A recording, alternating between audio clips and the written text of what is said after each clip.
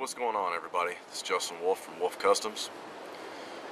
So, my last video, you guys got to see me bust through the ice and, submerge myself and everything else. And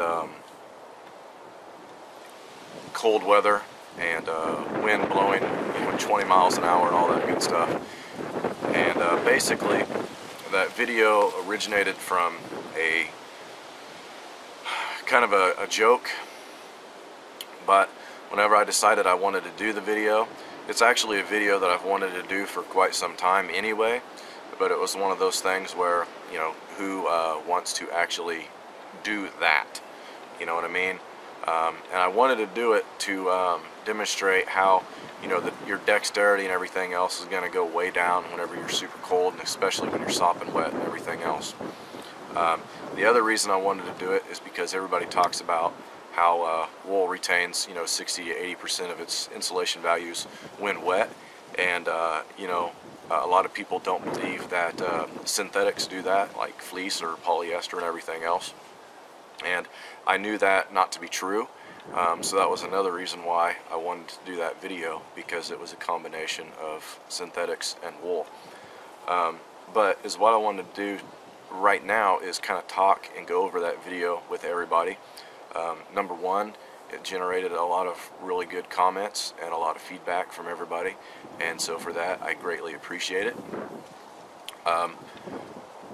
But it did bring up, certain topics that are good to know and good to discuss.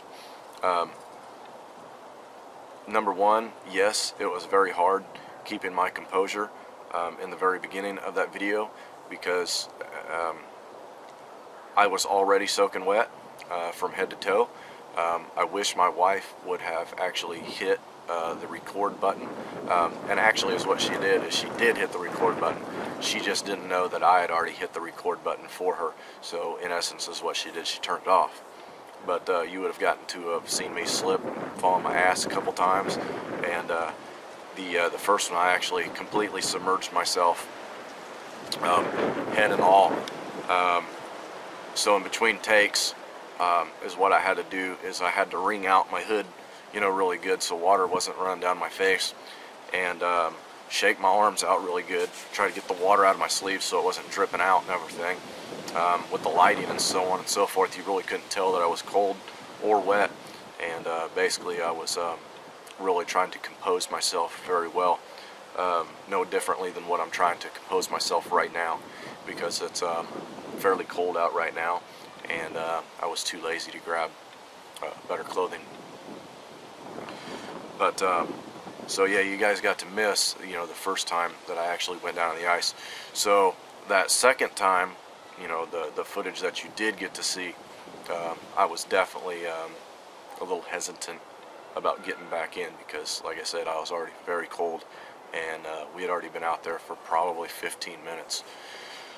So in that amount of time, you could definitely say that like I said, I was very, very cold, but I was not in a hypothermic state yet, and the reason I wasn't in a hypothermic state yet was simply because of the clothing that I was wearing.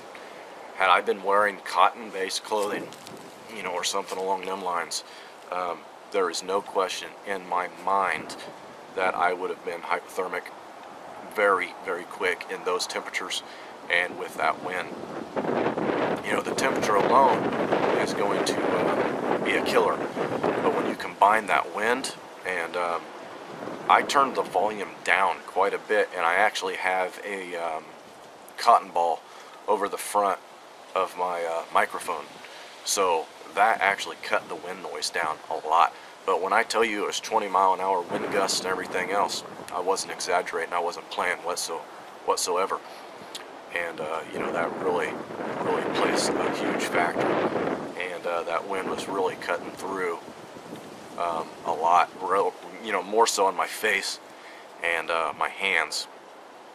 But because of the clothing I was wearing, that wool and synthetic blend materials, my core was actually pretty I can't say that I was warm, but I was comfortable enough, you know, to carry on, basically.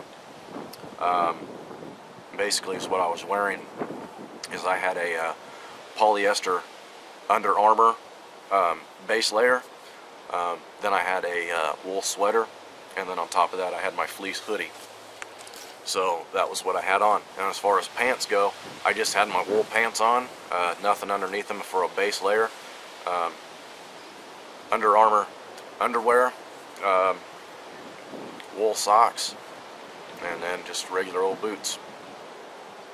But had it not been for that clothing, I have no doubt in my mind that I would have been in a hypothermic state very, very fast. So the question is, does wool and fleece and everything else retain 60 to 80% of its insulation value? Yes, it absolutely does. You guys saw in that video, the water wasn't just dripping from my sleeves and everything else when I was trying to make a fire. It was running down my sleeves, and I had already been wet prior to that. So yes, it does retain its heat, okay? Had I ever been in that situation before with wool and synthetics? No, I hadn't. I had been rained on and everything else, and I had been cold and what I would say wet, but never sopping wet, okay? Not where I literally was nothing more than a sponge. You know, you'll see in my videos I always carry a dry bag with change of clothes. And it was because of a situation that I, just like I had put myself in, that had got me to that point. Back when I was very young, I fell through the ice trying to get my dog out of the ice, because my dog had went out onto a pond after I had shot a pheasant. The wind had carried the pheasant out onto the pond. The dog went out and tried to get it, fell through the ice. So I went out on the ice trying to get the dog. I fell through. It wasn't very deep. It was only just a little past my waist.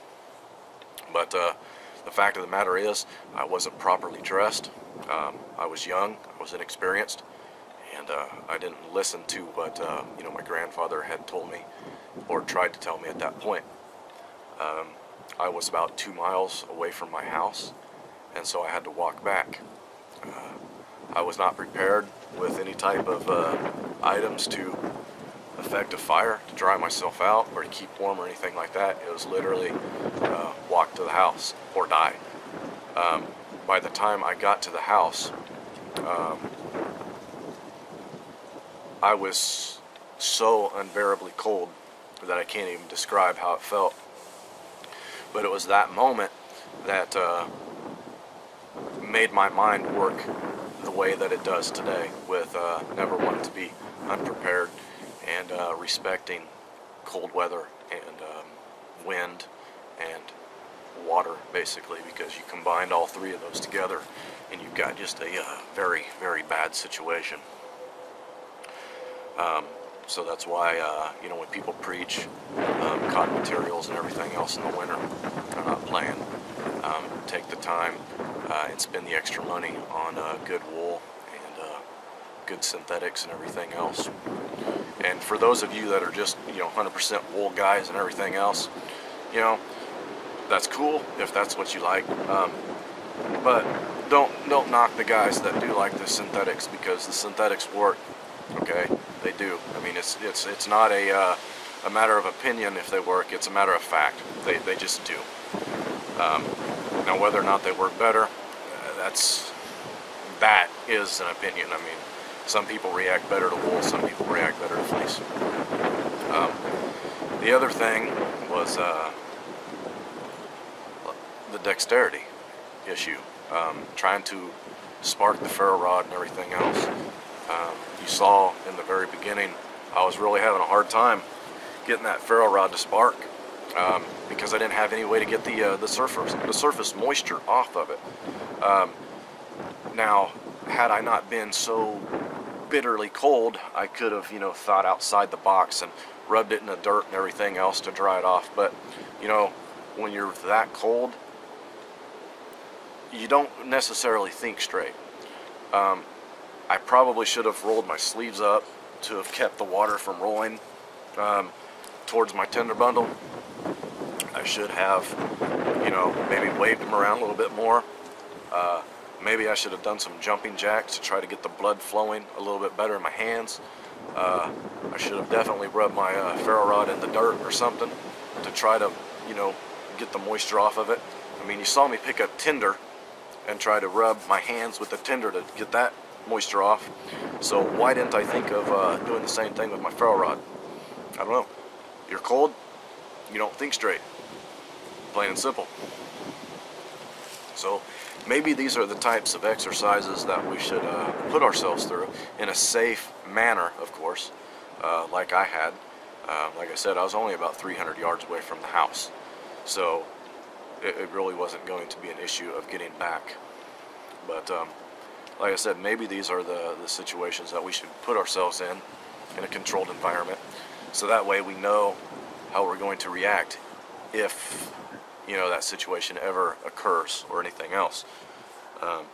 So that way you can train yourself to react a little bit smarter and everything else, because things just aren't as easy. You know, and I could have edited the video in such a way to where, you know, made it look like it was a lot easier than what it was, but I absolutely despise that. I mean, I hate people that edit their videos in such a way that it shows that something's easy. I mean, that's not reality, and that's not what I'm about, and I don't think that anybody else should be neither. I mean, you show the good with the bad. The one thing I will tell you is I purposely put myself in a position not necessarily to fail, but to make it harder on myself. I mean, realistically, if Justin that you're seeing sitting here today was ever in that real situation, yeah, my Zippo would be worthless, my big lighter would be worthless, I would have my ferro rod, but I wouldn't worry about collecting tinder off the ground, because I will have some sort of surefire, you know, in my pocket. And I think that's important to always have, is some form of surefire with you, so that way you don't have to rely on trying to spark your ferro rod, you know, 20 times to get your tinder going, because you can't process it properly or anything like that. You should have something on there that you spark it once and it goes up just like that, and you know, you're ready to rock and roll. You should have something, you know, like a like a Mylar blanket or something tucked away. That way you can wrap it around you and get a little bit of heat going inside that Mylar blanket, you know, while you take your clothes off. You know, something, you know what I'm talking about. You know, you're going to be a little bit more prepared than what I was at that moment. But like I said, I put myself purposely in that position. So I don't know. Like I said, I wanted to talk a little bit about that video because it did generate a lot of good positive remarks and everything else. And you know, like I said, I do think that it'd probably be a good idea for people to put themselves in these types of situations in a controlled way and in a safe way, and never alone. You know, that's why my wife was with me. You know, I mean, obviously I'm not going to go out and do this alone, you know, or do something like that alone. And you know, a lot of people question whether or not my wife failed to hit the record button a second time. They think that she did it on purpose, and you know, I tend to agree. You know, looking back, all the things that I've put that woman through, all the things that I've broke of hers and everything else, I'm pretty certain that she did it on purpose. But that's all right, Heather. We're gonna let that slide this time. You was close to going in the pond yourself after I found out that you had done that, but we'll let it slide. So anyway, guys, I hope you guys have enjoyed this video, and as always, have a good one.